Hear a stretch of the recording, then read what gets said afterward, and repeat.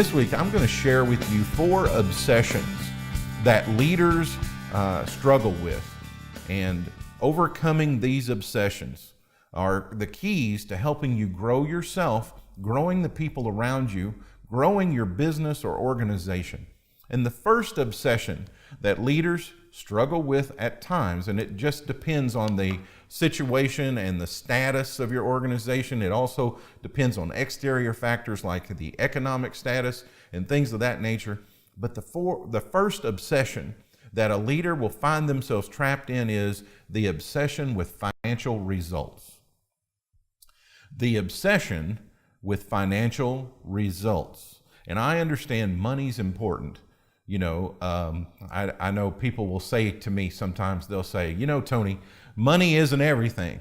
And I totally agree with that. It isn't everything, but I'll tell you what, it comes in handy, right? And so you need financial results because Peter Drucker said it the best. He said the only reason to ever create an organization or to create a company is to create a customer.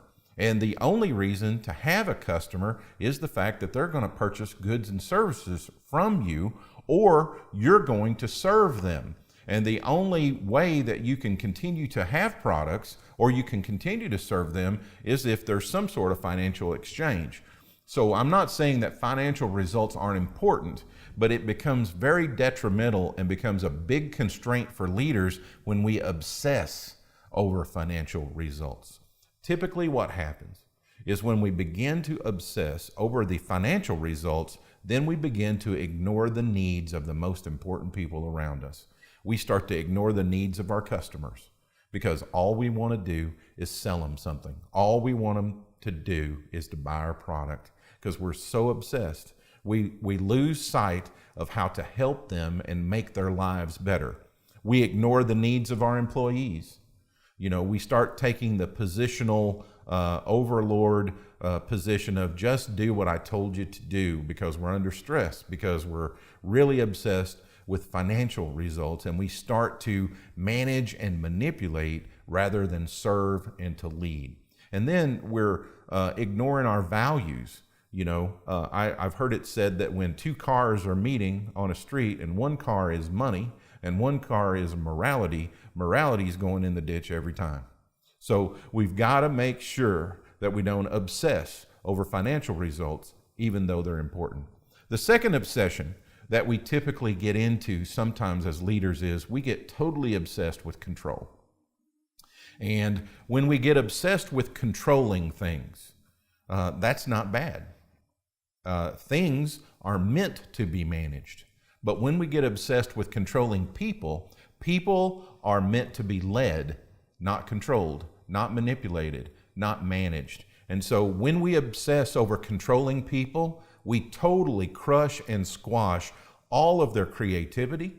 We totally squash and we totally try to control all their ambitions and all their aspirations, and it slowly but surely leaks away. Because the more you try to control something, the more you try to keep something down, the more you'll succeed.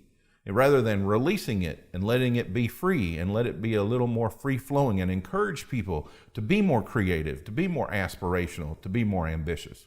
The third obsession that we can get into as leaders is we get obsessed with avoiding responsibility. Now, I will tell you that this is human nature, that we will say anything and do anything we possibly can to get away from the results of our own performance. We will say anything, we'll do anything to get away from the results of our own performance until we get a higher level of being bought in, a higher level of accountability.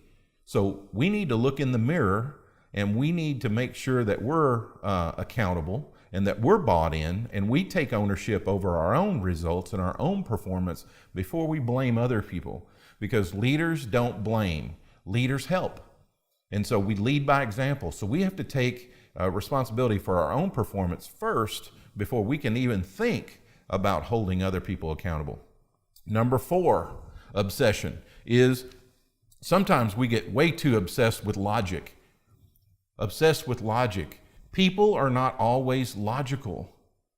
Okay? They are not always logical. Sometimes the best things for them doesn't make sense to them, right? So if we get too obsessed with logic, we have to understand that we're in the people business. Leadership is all about people and their issues, and it doesn't always make sense. So we have to extend ourselves to seek first to understand and then be understood.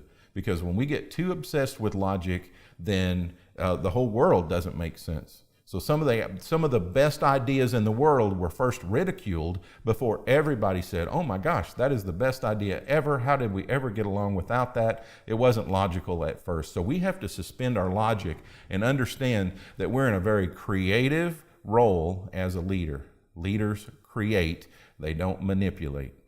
And those are the 4 obsessions I want to share with you today. So for your homework assignment, I want you to go back over those 4 obsessions: the obsession with financial results, the obsession with control, the obsession with the avoidance of a responsibility, and the obsession with logic. And I want you to rank them 1 through 4 of how they affect you and how you may be thinking and processing those obsessions. And then I want you to say, why am I doing that? Why am I so obsessed with number 1, number 2, number 3, number 4? And I want you to contemplate that, think that through, discuss it with a close friend, and work through that. I'll see you next week.